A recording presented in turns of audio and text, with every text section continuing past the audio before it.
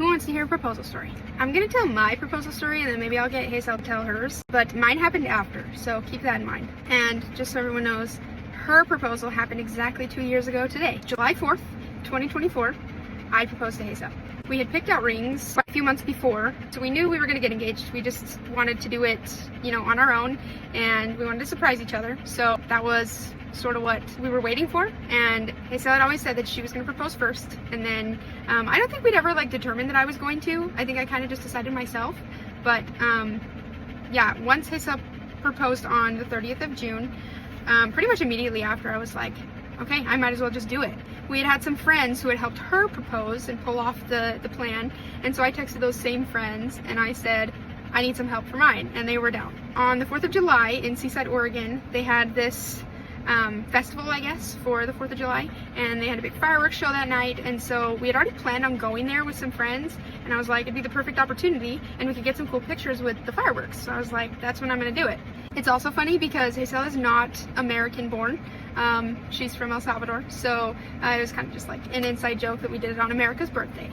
Pretty much everything about that day did not go to plan, and that started literally on our way to Seaside. If anyone has ever driven to Seaside from Portland, there's like one main highway that, you know, you go out to the coast, and it was stop traffic. Like, the roads were not moving, and so it took us way longer than we planned just to get out there, and so we missed the whole parade that we were going to see.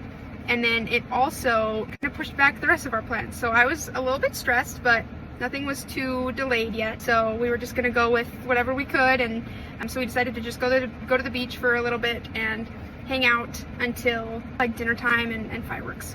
Well, we went to the beach and we played there for a little bit, and then one of the friends said, hey, we could go on a hike. And we had kind of talked about that in the individual group chat that I had with them that Hazel was not part of. It wasn't my idea and I didn't really want to, but this friend really wanted to, and she had a good one. So we were just wearing Birkenstocks, and we ended up going on this hike. And this friend had a very different idea about what like an easy or a moderate hike was compared to what we thought. And this hike was hard. We started it, and it was literally a 45-degree incline. Like, it was so steep. And we're wearing Birkenstocks, so we're sliding all over the place. Rio tried to die. He tried to like nosedive off the edge of a cliff. So it was not exactly the safest hike either. So I was just stressing out, and we weren't having a great time. It was very hot. It was the middle of the day in July. And so we, after a mile, decided like we have to turn around. We can't keep going. So we turn around, we make it back to the cars, and we're like, it's dinner time. I guess we could eat dinner and then go see the fireworks. As we're driving back to Seaside from the hike, it stopped traffic again. We're like, there was no traffic when we were driving up to this hike. What's going on? We sat there for probably 30 minutes. Just nobody was moving. It was backed up for miles away from the city. Well, then we suddenly see a bunch of cop cars fly past us. And we're like, what's happening? I don't remember how we found out, but eventually we found out that there was a man who was streaking across the highway. He was wearing a shirt, no bottoms, nothing. He was just naked as the day he was born, and was running around, and the cops were trying to catch him, but they just couldn't catch him. So they had to like shut down a mile of the highway because he was just running around back and forth around there, and they finally caught him. But I was like, add it to the list. What a random thing to go wrong today. When we get back to Seaside, it's a very small town anyway, and so there aren't a ton of restaurant options. Well, because it was the 4th of July, there's nothing open. Now, I didn't know the last time I had eaten KFC, but I was like, whatever, what's more American than that? So we go through the drive-thru, we get some KFC, and we're sitting there waiting, and it's not dark yet, so we know we can't, you know, go see the fireworks show yet. We could go scope out a spot on the beach, but my plan had been for our friends to go and set things up while I distracted Hazel somehow. I hadn't picked out a spot on the beach yet, obviously, because I would have had to be there to do that, so I just trusted my friends, and I was like, you guys go pick a spot, go set everything up, and let me know when you're ready. And so we devised this plan where they would say, oh, Johnny actually has to work in the morning, so we have to go. Hope you guys enjoy the fireworks. And Hazel was kind of like, oh, okay, you know, and I could tell she was tired. It was a long day. We'd just done a strenuous hike, and she was starting to get a little like, I kind of just want to go home, and I was starting to panic. Well, I, after they had left, convinced her somehow that like, oh, let me just charge my phone in the car for a little bit, because it was almost dead, which comes in later. That was a problem. But we're charging my phone in the KFC parking lot for a little bit before we go to the beach to find a spot to watch the fireworks. I get a text that they're like, we found a spot, we're setting up now. So I'm like, okay, sweet. I then am no longer able to keep her from, wanting to go find a spot. And so we agree, okay, let's go drive over to the beach, find some parking, because that was probably going to be a challenge. And once we find parking, we'll go scout out a spot on the beach. Obviously, I already know where we're going to go, but she still thinks that this is her idea. On our way there, I accidentally take a wrong turn, and if you know me, I am notorious for not giving good directions, even if I have Google Maps literally pulled up in front of me. So I made her take a wrong turn. So then she's annoyed, and that didn't help. But we finally found a parking spot, and as we're pulling into this parking spot, I realize I have no service. Now, part of the plan was our friends were supposed to text me and tell me we're ready to go, come out and meet us.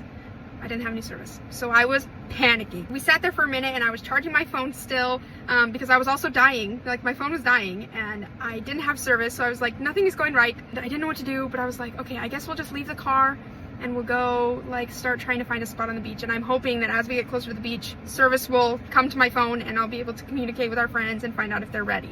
We make it maybe 20 feet away from the car and messages start flooding in, and I get a video, and the video is showing me exactly where they are on the beach, basically the background. I videoed some houses that were along the coast, and so I could see where they were at.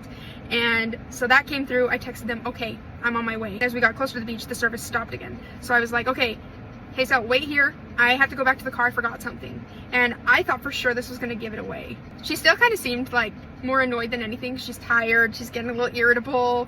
She just wants to go home. And so she just was like, whatever. Well, I go back to the car.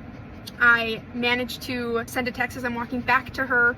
And I'm like, I can't wait anymore. We just have to go. So we start walking. We get to the sand. I am walking a little bit. I honestly always walk faster than Hazel. Anyone who knows us knows that if we're not holding hands, I am ahead because she just walks really slow.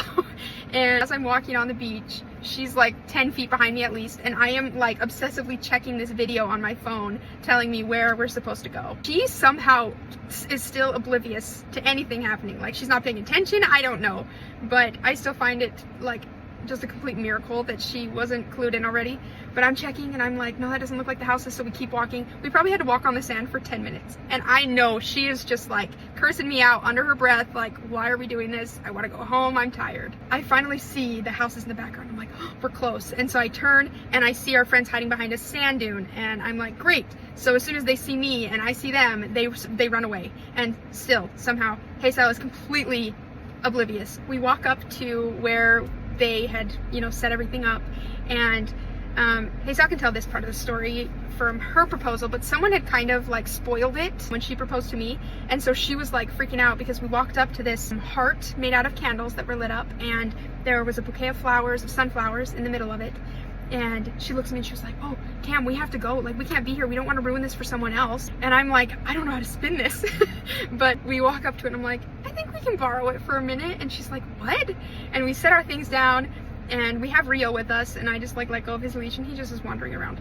But I walk her into the heart of candles, and I pull out the ring from my pocket, which also she didn't notice somehow. It's a big old ring box, but anyways, and I kneel down and I propose, and she is absolutely shocked. There are very few times I have actually surprised Hazel Cruz in her life, and this was one of those times where she had no idea. But once the shock subsided, she did say yes. And we got some really awesome pictures of that night, and now we just laugh about how I am very much a planner and nothing really went to plan that day, but that made it awesome, made it more memorable, and I still love that story. So yeah, that's how we had our second proposal. Come back and maybe I can get Hazel to share hers.